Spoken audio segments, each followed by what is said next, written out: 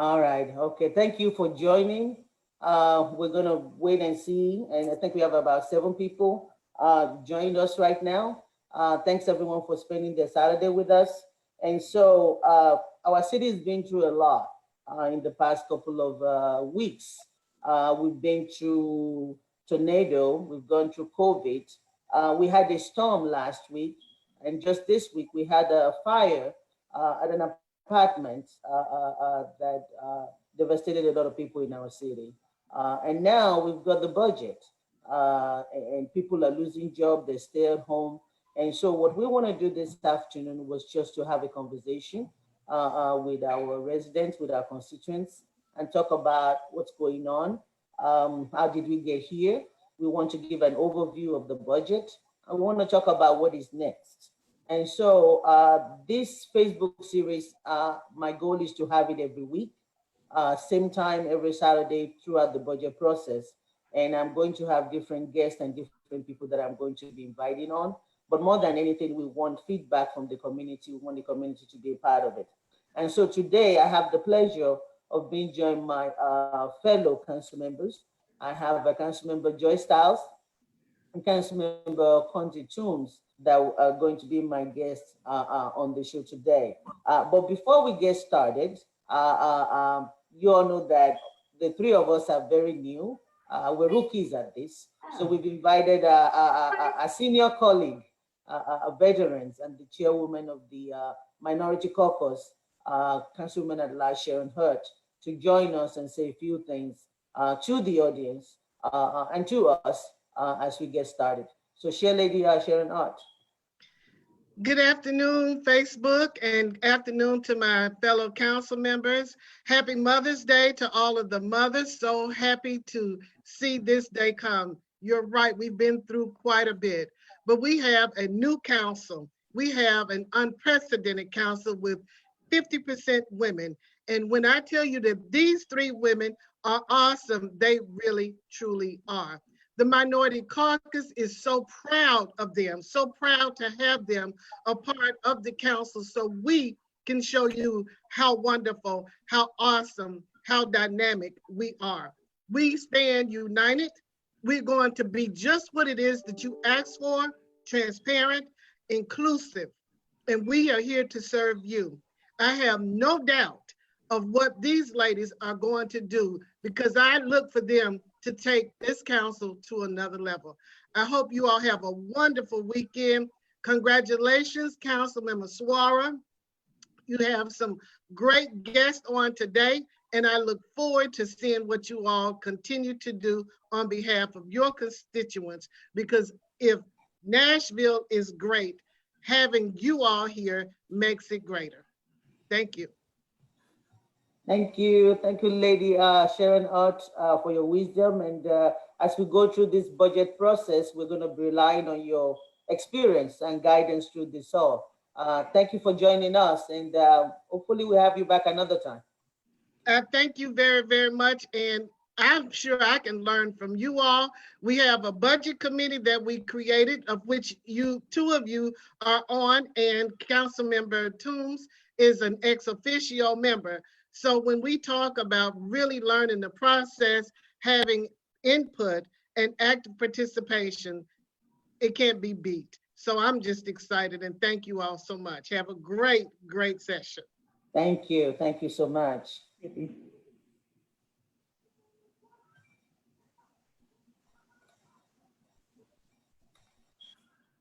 All right, ladies, and everyone listening to us. Again, this is our budget conversations. It's going to be the first in our weekly series. We invite you all to join us. Make sure that you are posting your comments and your questions on Facebook so that we can address them at the end of the show or throughout. The goal here is that we want to keep the speaking very minimal. We're just going to speak for a very short time. We'll give you an overview, but we're retaining a big part, about 40 minutes of the Facebook Live, to actually taking your comments and taking your questions. And so I invite your friends, come on, put your comments there, put your questions down for my 2 guests and I. And so the first thing that I wanted to go over is how did we get here? We've had a lot of people ask us so many questions. Why are we where we are now? Why is the state of Metro so bad? And so I wanted to give an overview of how we got here, just so that everybody knows what is happening in the past, and so that it makes sense where we are now, where we're trying to go.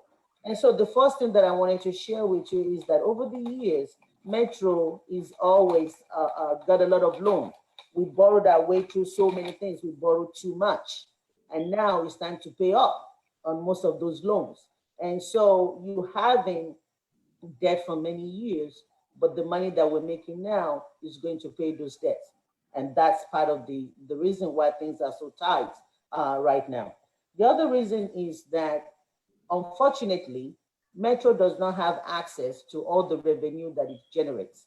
So there's a lot of businesses, there's a lot of tourism going on, there's a lot of things booming downtown. But unfortunately, Metro does not have access to all of that money. Because of the deal that goes into the building of the Music City Center, we are bound by state to keep some of those money that we earn in that area, to keep it in that fund so we can pay those bonds. And so even though the money is coming in, unfortunately, as Metro, we don't have access to some of those money. And that's part of the reason why things are tight. The other thing that also contributed to where we are now is that, unfortunately, the state plays a role in all of this. And so, for example, the money that we've been getting from the state for our school with the BEP calculation is gone down over the years. And so when that happens, when the state reduces the money that goes to schools, guess what? Metro has to make it up. Metro has to make up that money. And that's another reason. So you're looking at we've been borrowing too much.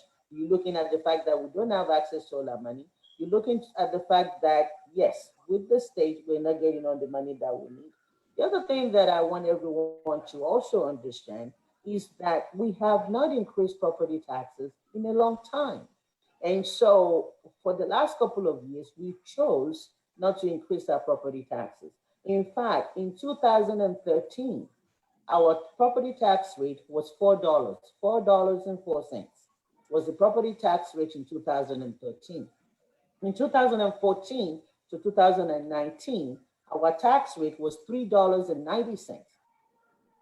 $3.90. So 2013, 2014 to 17, we had a very high rate. But then from 2018 to 2020, guess what? Our rates went down to $2.75. And so technically we've had lower rates. Now, I know some of you will be saying, if we have a lower rate, how come I've been paying so much? That is true. Even though the rate is going down, there are people in some part of the city or county, if your property value went up, you're in a place that is gentrified. You're in a place like downtown or East Nashville or North Nashville, that the property value are going up. Even though the entire city is paying a lower rate, then your taxes may be going up. And so that's the anomaly. But for majority of people in the county, the tax rate has been actually going down. And a lot of people have seen a reduction in their property taxes. So somebody else will say, okay, Zolfad, I get you. What about all the new buildings that we're having? How come that is not helping? Well, it does help some, but I want everybody to understand that when we do the property taxes, we're not paying property taxes on the full price of the building. So if a building costs 200,000, for example, that's the value of the property that was built or that was bought, right? We can only assess taxes on 25% of that amount. So we can only assess taxes on 50,000. And so you're not paying taxes on 150,000. And so when you look at buildings that are coming up, all the new buildings, yes, we've had some growth. Yes, we've been able to get some taxes from it. That is true. But the amount is not as high as you would think. In the last 2 years, my understanding is what we've been able to get from new property taxes, from new buildings, it's only about 9 million to 10 million. And so when you're looking at it, yes, it's a source, but it's not a big source. And finally, the last reason that we're here is that we've been spending on our rainy day funds. We've been dipping into our fund balance. We give out a lot of incentives. We give out money. We're borrowing. we're doing all this other stuff. And the net effect, because we choose not to raise taxes in the last couple of years, is that we were spending our rainy day fund. So that's why we're here. And we're here now. It is what it is. Somebody said we're not the only city that had to shut down because of COVID. That's true. Other cities did shut down. But unfortunately, other cities have rainy day funds. Other cities have funds in their fund balance that was able to help them. But because of what we've done over the years, like I said, I'm recapping for those that may just join or did not hear it. Our borrowing structure in the last couple of years, the fact that we don't have access to all our money because of the downtown building, the Music City Center, because state's funding for school is gone down and Metro has to make up for it, and also because we choose not to increase property taxes. So those are the reasons why we are where we are now. And so it is what it is, and it's something that we have to deal with. If you have any question on any of that, feel free to put it in the chat. Feel free to ask or any comment. We will entertain your comment. And so at this point, now we know how we got here. Now we know what we're doing. So what are we going to do about it? The first thing is that the mayor had a proposal.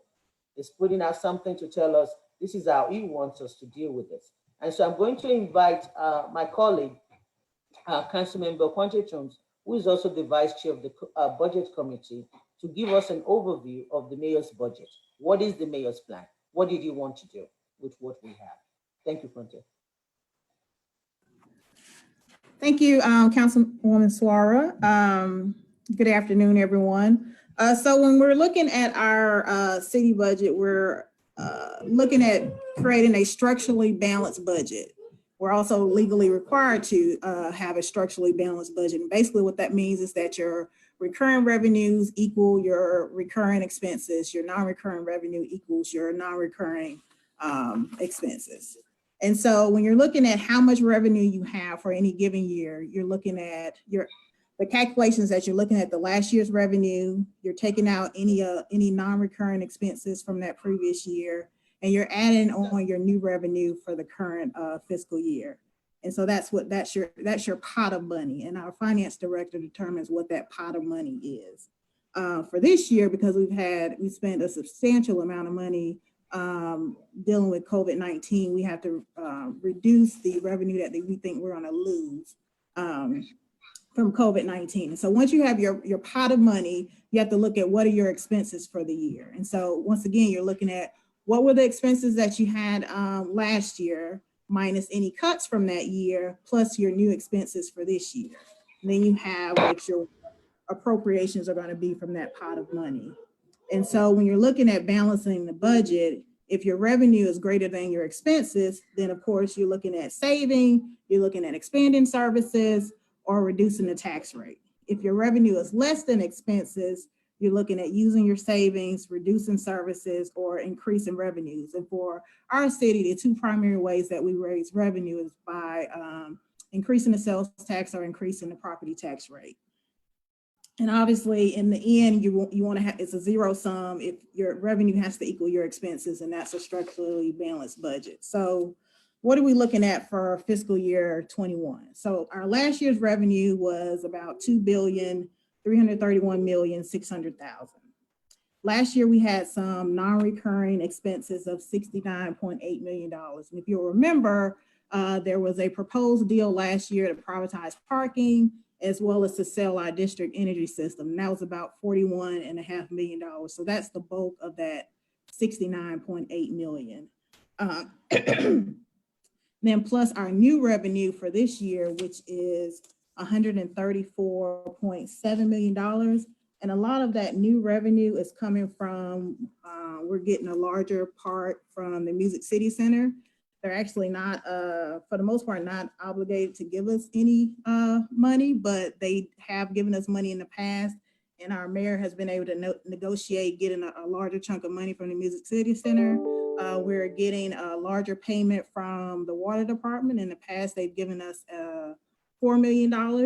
This year, they're going to be giving us 10. And there's some other revenue that goes into that. And so that equals a pot of $2,396,500,000. But it's our finance department is predicting that we're going to lose about $280.6 million in revenue due to COVID-19. So what is our pot of money after we've done those calculations for this year? That's $2,115,900,000. That's our pot of money. So what are our expenses for fiscal year 21? So last year, our expenses were $2,332,000,000. And you take out any cuts from the prior year, then you're going to add in our new expenses. Our new expenses for this year are $115.9 million. And you may wonder, we don't have any money. Why do we have new expenses? Actually, the bulk of that, $99.9 million, is going to cash to rebuild our rainy day fund. Because this fiscal year 20, we spent that fund down to about $12 million, which is about 2 days worth of cash for a city our size. And restoring it back to 100 million gives us about 2 weeks worth of cash, which is still not great, but it's better than 2 days. So our total expenses for this fiscal year 21 is going to be $2,447,900,000. And if you remember, our revenue was $2,115,900,000. So that leaves a shortage of $332 million. So when your revenue is less than your expenses, you're looking at using your savings. We essentially don't have any savings. You're looking at reducing services, or you're looking at increasing revenue. And the mayor has proposed a $1 increase in the property tax rate to generate that $332 million.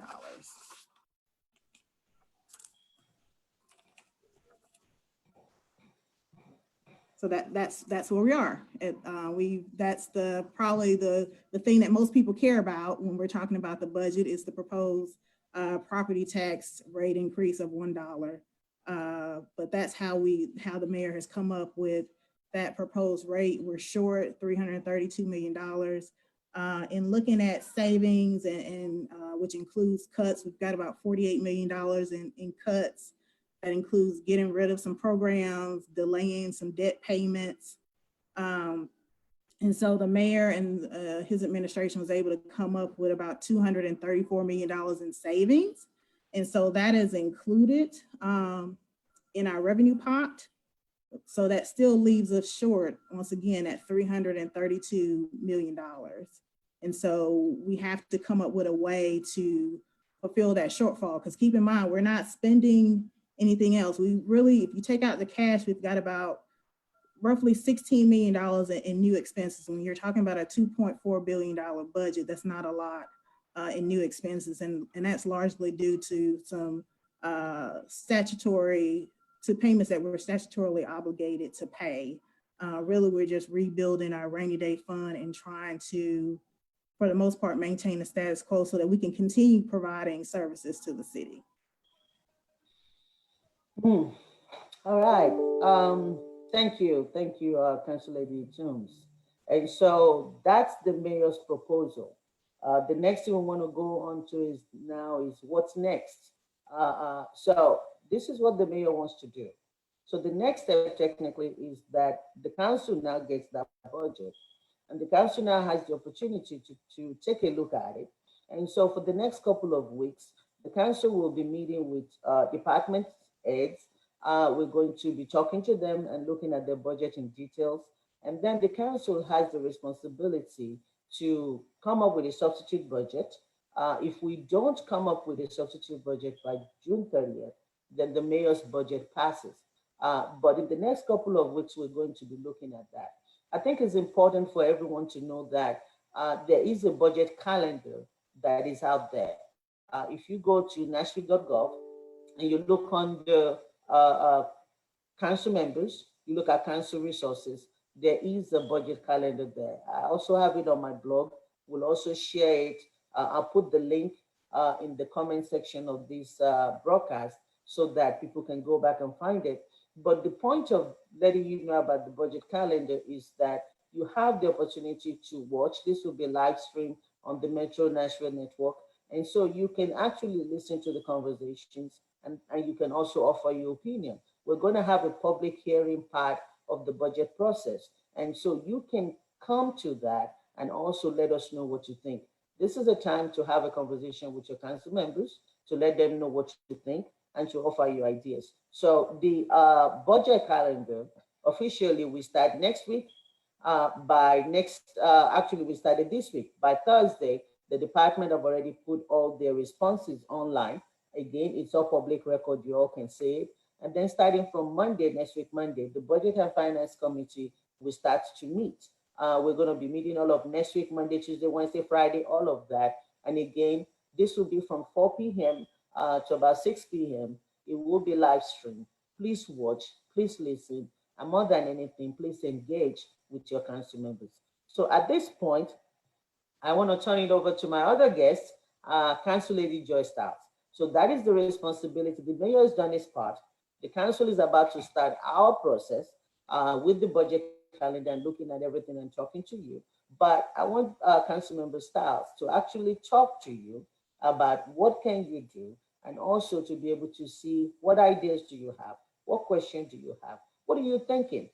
If you all remember when I did my campaign, I ran on a community-based budgeting. I ran on we want a better communication between the government and the people. We want to make sure that we're explaining things to you, we're telling you where we are, but more than anything, we want you to talk to us as well and to give us your opinion, and that's what we're trying to do with this. So, Councilmember Styles, I'm going to throw it to you, and you can take it and then hopefully get us some questions and comments from our listeners. Excellent. Thank you so very much, Councilmember Zara. I want to second your sentiments that today really is about all of you that are watching and are listening, because we do have a need for transparency. We have been lacking in it. And the more you understand, the better the process will be clear for you. And I think that's what the three of us intend for today. And this will not be the only conversation about the budget. This is the beginning of the budget conversation. Please don't think we're going to do this one time and then leave it up to you to go online and figure things out for yourself. If you have any questions for us or for your individual council members, by all means reach out, because we are now in the process of taking the mayor's budget and breaking it down for ourselves and saying, okay, does this make sense? Is there an alternative that perhaps we could look into where maybe there are less cuts, maybe the tax rate could be different? All of these things are what is going to transpire over the next few weeks before this budget is ultimately due on June 30th. So I did put in the chat to send me some questions. So the first question that we have is, how will the proposed property tax increase impact the average property owner? And so I'm going to ask you, Councilwoman Zara, because this is your jam. Please let them know.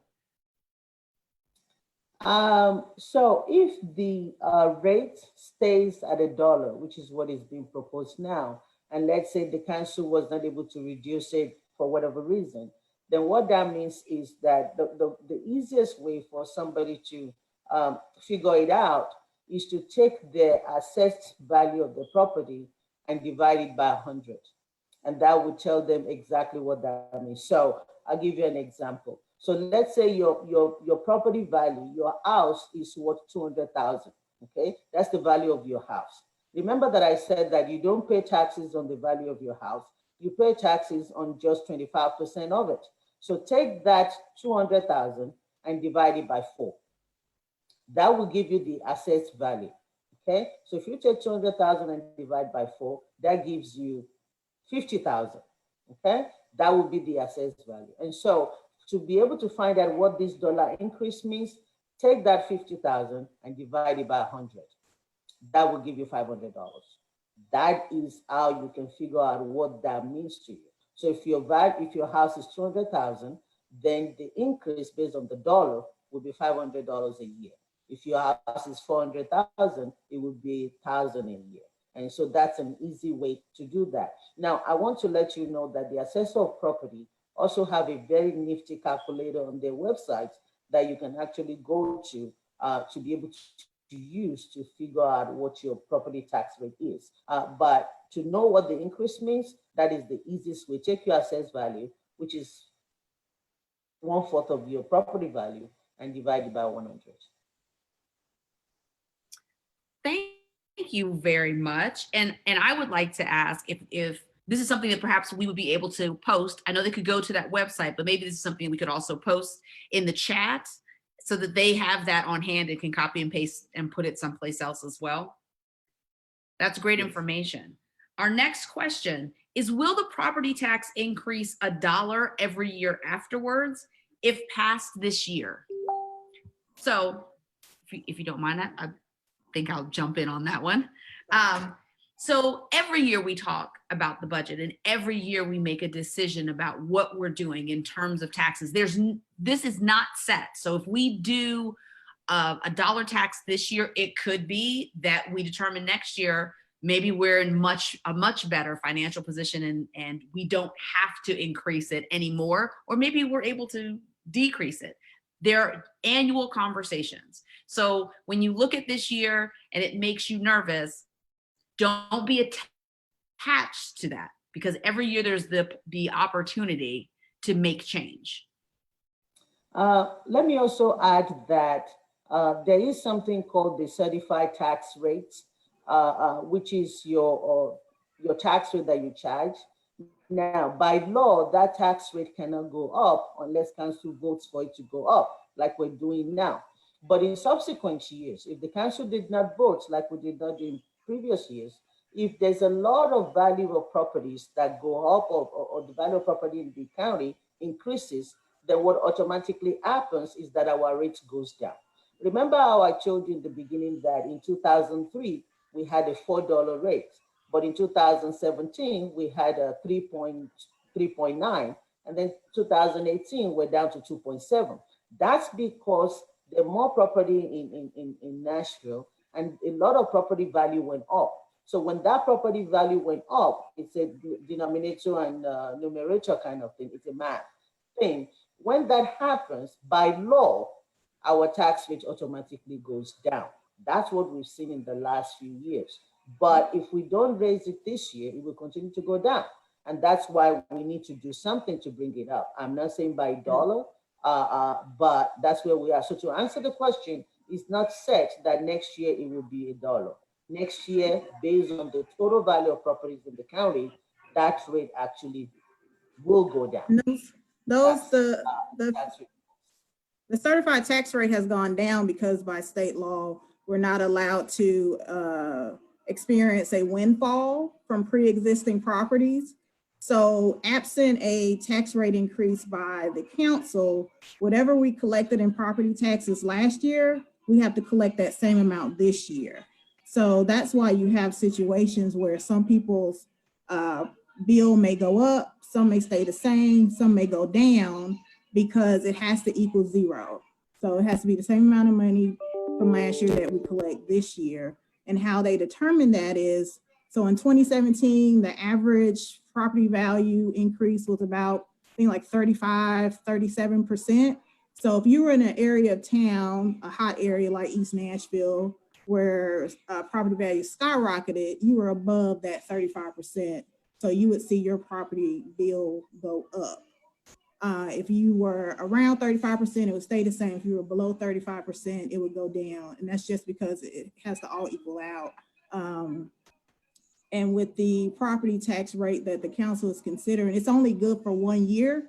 So as Councilman Styles said, every year the council has to, as part of the budget ordinance, the council has to determine a tax rate. So this well, assuming that there is a property tax increase this year, it's only good for 1 year, and it would be up for reconsideration the following year. Thank you. And before Councilmember Styles, our next question, our friend Jason Freeman just posted something, and yes, that is true. I talk about certified tax rate, and that does happen in appraisal year, which we're coming into next year. And so basically, whatever money we raise this year, next year when we do the reappraisal, we cannot have more money next year from existing properties than we have this year. And that's why when you look at the tax rate, it typically stays the same for about 4 years, and then it goes again. And so unless we vote to bring it up, when we do our reappraisal, if the value of properties go up, which I can bet you it will, based on how the market is in Nashville, then there's a very good chance in 2021, in our reappraisal year, that our tax rate will go down. And so thanks for that clarification. And so what's the next question? Okay, thank you. Next question is, what steps are necessary to defund the police and shift that money into departments that actually help us? Fire department, health department, social services, etc. The mayor's budget actually increases the police budget, and they haven't even used the money for the body cameras.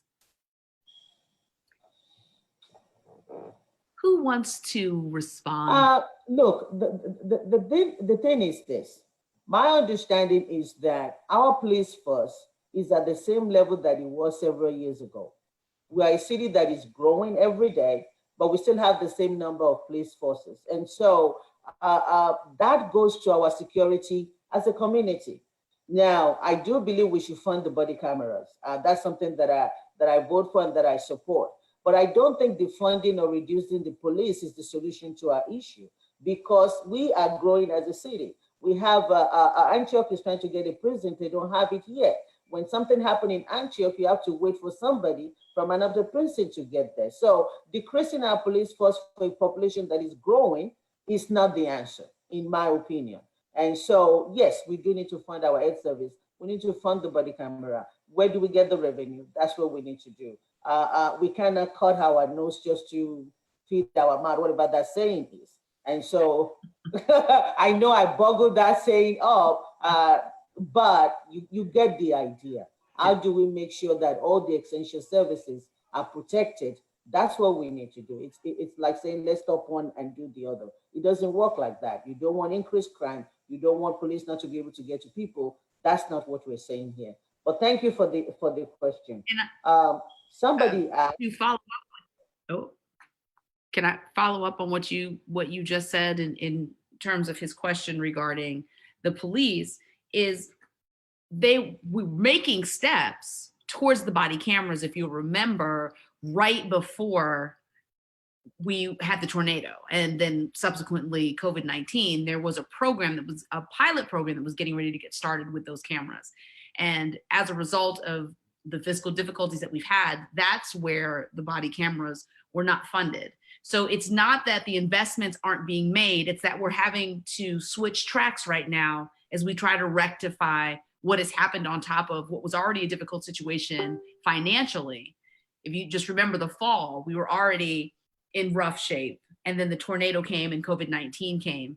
And to be honest, I think when I look forward fiscally, I think there's nowhere to go but up, because right now we're at bottom. And so we can't go further. We can just make better decisions and move forward progressively and in a positive fashion. And let me also add that part of the conversation that the council will be having, again, this is the mayor's proposal. We don't know where everything would end and what the numbers will be. So I want to put that out there so that everybody understands that as well. There was a question that we skip on the apartments rent and rent going up. I do want to say that someone actually sent me something today. We have cities and states like in Texas where they're actually using some of the CARE Act money to help people with rent. So that is a possibility. That is something that we can explore. That's something other cities are doing. And so that is up there. I also want to put it also out there that remember when we had the COVID-19 first started, the mayor with Senator Frist, we had a United Way fund that was started, and it's on the COVID website. It's also to help people with their rent, it's to help people with their utilities. So people should know that there are resources right now that they can go to. The Metro Action Commission help people with their bills. So those are resources that we have, and I'm encouraging everybody to please take advantage and please use those resources as much as possible. Quante, did you want to say anything before I go to the next question? You're good? Okay. So our next question is, have you factored anticipated sales tax decline into projections? Yes. So the $280 million impact from COVID-19 includes a roughly $160 million anticipated loss in sales tax revenue. Yes, that is in there. Okay, Joy? Okay. Commercial developments benefited greatly from Nashville's growth over the past 10 years. How can they now shoulder more of the burden of funding solutions to problems created by that growth?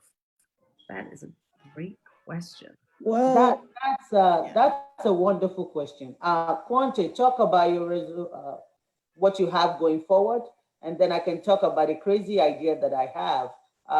It's a crazy idea. I don't know if it's going to go anywhere, but it's just something that came in my head. Like Mike said, we've given a lot of breaks to a lot of companies over the years, and some of these breaks include property tax relief.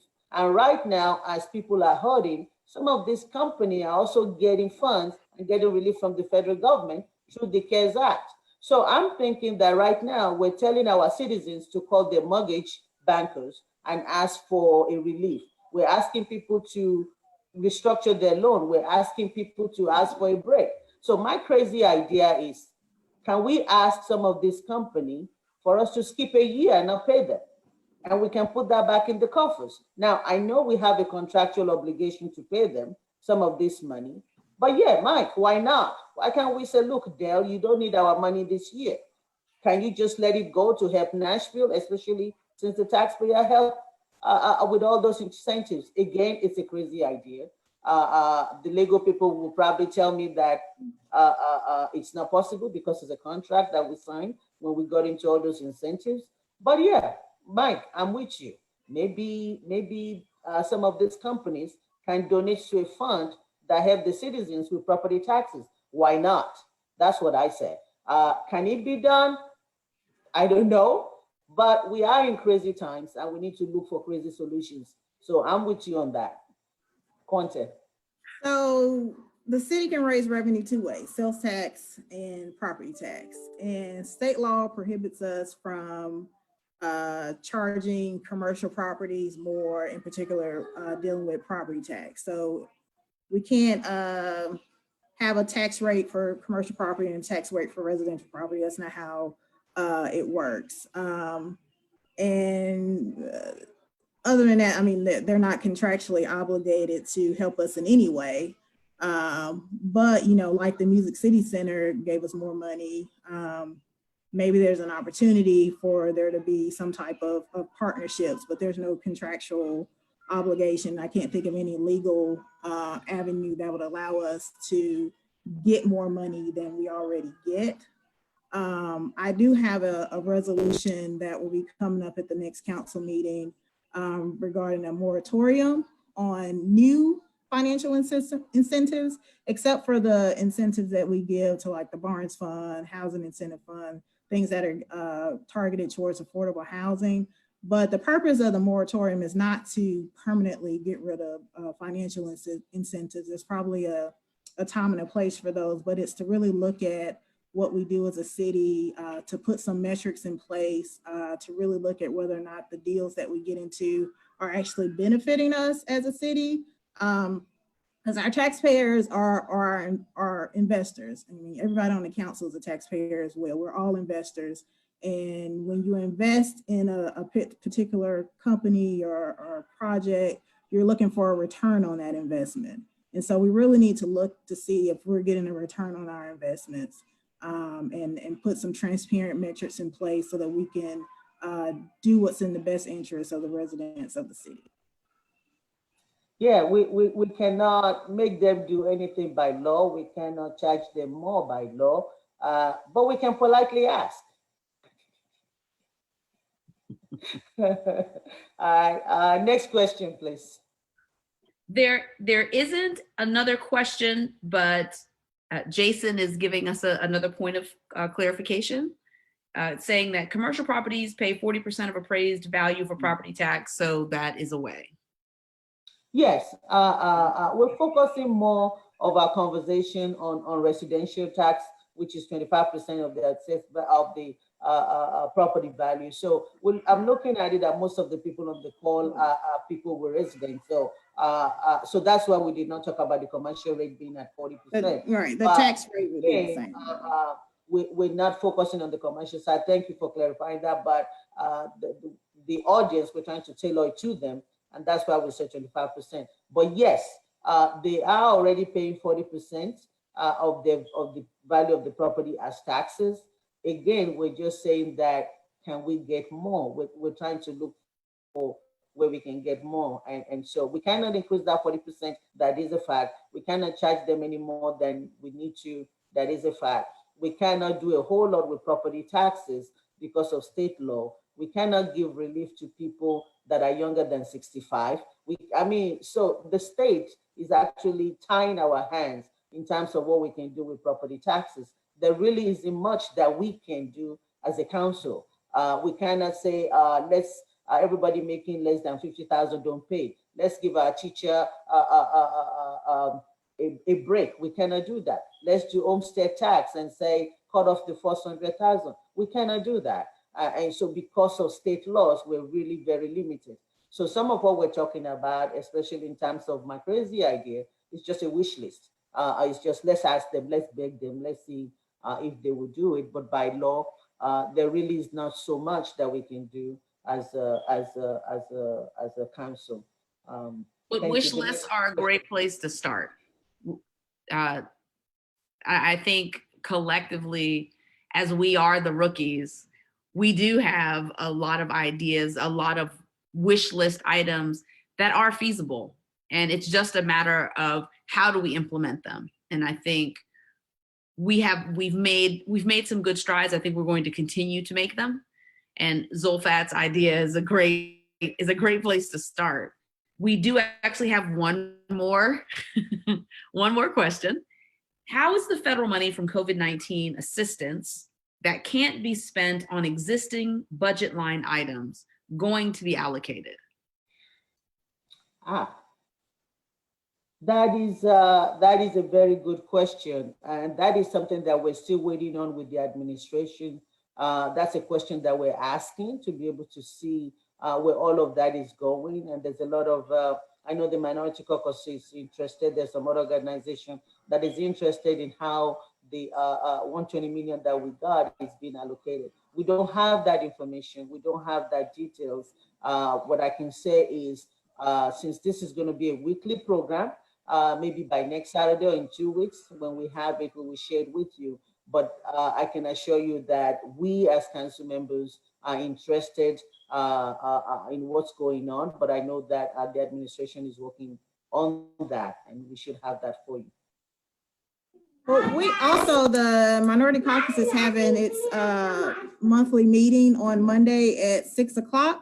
And we've invited someone from the finance department to speak to us about those COVID-19 funds. So we will be asking questions about where that money is going and making sure it gets to deserving communities. And you can also go to nashville.gov in case you need to know how to log into that meeting. You can go, that meeting is listed, and click on that link and join us on Monday. We have, so if we raise the rate, commercial properties wind up paying more than residential properties? Because they pay 40% of their assessed value. Yes. The rate is the same, but they pay a larger percentage of their property value. Because they're paying at 40% of their property value. And so you technically, and commercial property value is more than residential property anyway. So yes, we will be getting more from the commercial properties. They will get $1 increase as well as everybody else. And so they will be paying like everyone else, yes. Can citizens listen into the Minority Caucus meeting at 6 o'clock? You most certainly can. All meetings being held by the Metropolitan Council, any committee meetings are open to everyone in the city. We're here for you. So, and certainly towards transparency, it is important that you know what every committee is having a conversation about. You certainly don't want a decision being made that you had no access to. So we'd love for you to also add that because there are 3 council or 4 council members on this call, because of the Open Meeting Act, we have to make it public as well. So at the end of this session, the video for this recording will actually be posted on the Metro Nashville network within 48 hours, because we have to make sure that since there's more than one of us here, obviously, our conversation, even though it's not technically, I guess technically because it's budget, it's on a bill. It's so then we have to make it public. So we did announce it on the Nashville.gov event page. I did announce it at the council meeting, and that's why we're making sure that everybody gets an opportunity to participate. If you're not able to make it today and you miss it, then there will be the recorded one that will not just be on my Facebook page, but will also within 48 hours should be on Metro Nashville Network. And I'd like to encourage everyone on the call, if you are not already, please follow each one of us. We all post about different pieces of information, and it might help the puzzle come together a little bit better across the board. So it's great that we have a call like today, and so grateful that Councilwoman Zara is holding these. But follow us. We have extra information to give you. And I do have one more question. Nope, that was the last one, the question on the Minority Caucus. If you have a question and you have not posted it yet, if you'd like to take a moment, we still have 10 minutes left. We'd be more than happy to answer those questions for you. And just to let you know, as we keep going, we'll start sharing even more information so you know where we are in this process. What are the things that are being discussed?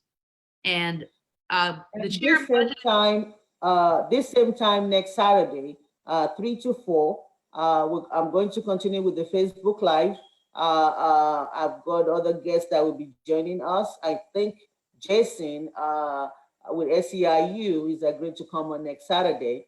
And so it's going to be one of my guests next Saturday. And so let people know, more than anything, we want to hear from you. We want your question, but we want your comments. How about those crazy ideas? Send them our way. It's crazy. We'll laugh at it. We might be able to do it. We might not. Hey, but this is our budget. This is our town. This is our city, and we all need to be involved in it. And we want to make sure that we give a platform. This is not going to be the only way you can be involved. There's so many other ways, but this is one, and we want you to feel like you can be a part of it. So share with your friends, invite them to join us, and we look forward to the conversation continue. I think so we have some other questions. Question. And the question is, with our budget being tight year after year, is there a plan or strategy being created to bring in new forms of revenue? And how close are we seeing it come to action? And just, I'm gonna tagline this because there's actually someone who saw that and they made the suggestion of yes, like the impact fee on new development. Is that a possibility? I will answer the impact fee first, and then I'll let Quante talk about the other revenues and chime in too. Mm-hmm. We did talk a lot about the impact fee, thanks to Councilmember All and Virtual had a new bill that was looking into that. But the thing with impact or with us in Davidson County is that we are tied to the state, and the way things are now, the state does not allow us to do it. My understanding is that when the state does come back in session, there is a bill being proposed at the state level that would allow us to do that. And so once we get that cleared, all of us do support an impact fee. All of us do support looking for those additional sources of revenue. I will add, and I think it's important for people to know that while you can get revenues from impact fees, while you can increase your fines and other fees and everything else that is out there, most of the time it's not a whole lot. The money that you generate from it is not a lot to be able to make a big dent, but it is worth looking at. Every single one of them is looking at, and a little here and a little there will definitely help us. So on the impact fee, we're waiting on the state. and every other fee that we can look at. Some people have suggested increase the sales tax. Well, yeah, you can increase the sales tax, but if you look at our sales tax revenue, it's still very low. You don't get a lot out of it. Property taxes make up about 47% of our revenue. And that's why that is the most impactful if you're looking to actually raise money. What I love about, well, what is being proposed, some of the things that is being proposed this year is making sure that we add to our rainy fund, that we build up our fund balance, that we don't get to where we spend everything. Councilmember Toombs is talking about a resolution, not giving away too much money in the future. So we're all looking, and we're going to try to at least look at the way that we do business. So, but thank you for that question. And I would like to say that I'm sorry. So I just wanted it to be clear that right now, development impact fee is prohibited under state law for Davidson County. There are other counties that do have development impact fees, such as Williamson County. And also, when you're looking at a development impact fee, there has to be a substantial nexus between the fee and what you're paying for with the fee. As Councilman Suara mentioned, Councilman Hall currently has a resolution that's working its way through council. Basically, that will put Nashville in a position to have a development impact fee ready in case the state allows us to do so. And that fee would pay for schools as well as some infrastructure, just as similarly the Williamson County Development Impact Fee goes to their schools. Perhaps support of the impact fee. Looks like a good. Well, talk to your state legislature, because they're the ones that determine whether or not Davidson County has an impact fee, because if that law doesn't change, then we're not going to be able to do it. And as Councilwoman Suara said, the majority of our revenue as a city comes from property taxes. Right now, last year is about 46%. 20% comes from sales taxes.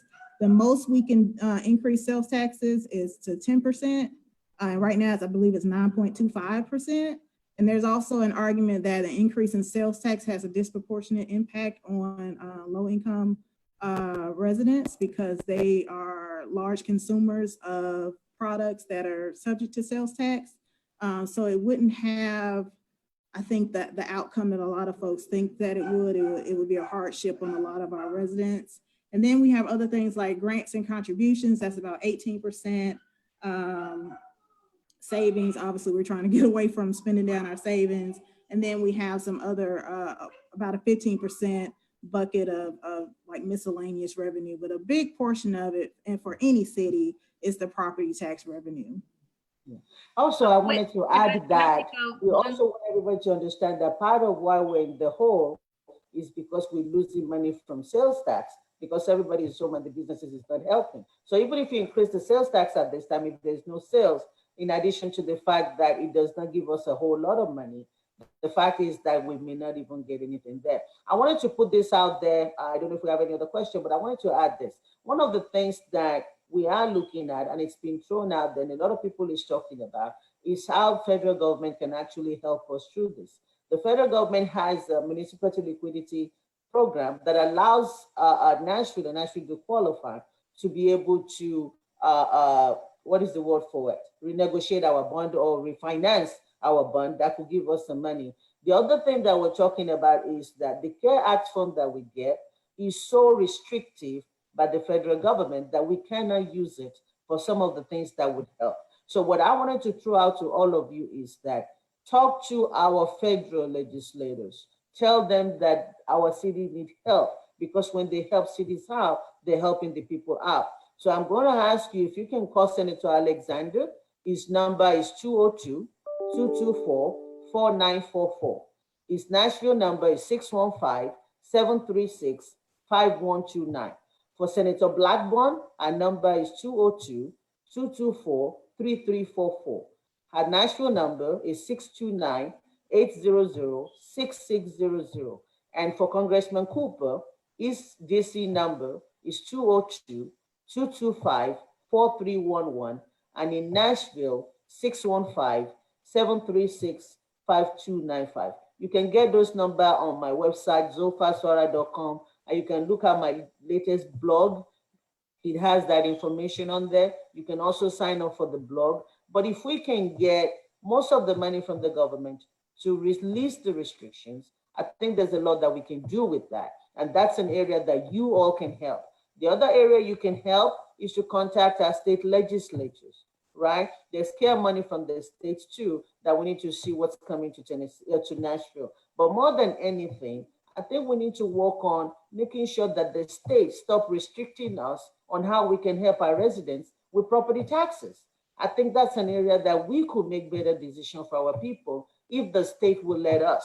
And I think we need your help in talking to both federal and state officials about how to do this. So that's something that I want to put out there. I don't know if we have any more questions. We don't, but I did want to make 2 points before we wrap up as we're approaching the time. And one is reach out to your state reps in reference to what we were discussing in terms of impact fees. Sounds like something great where we could build some more schools. This would be beneficial for all the residents of Nashville. Call your rep, find out who your state rep is, email them, call them. They okay, Joyce, Mike, that. I'm so sorry, say that again. You're in and out. Dadgummit. Okay. Okay, so I'll be brief. So 1, call your state reps, and then 2, what appears large when you look at the numbers in the budget, it might be very negligible at the end of the day as we look at the overall budget. So if it says like, oh, we could save 3 million here, we really need 30, that 3 might not be where we're going to be looking to make a change. We might go someplace else where it's going to have a larger impact. So things to think about. I know you all are, if you're on this call, you're interested, you want to be involved, and you're going to be looking at the budget book yourself. So just little tidbits that we can give you along the way, things that we're using ourselves. Quanta, you want to say anything before I close it out?